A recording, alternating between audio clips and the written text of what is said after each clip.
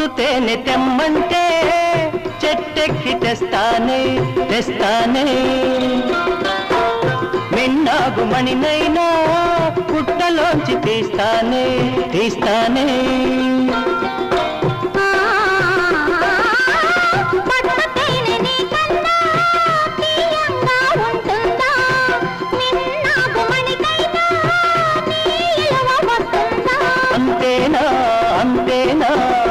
అవును.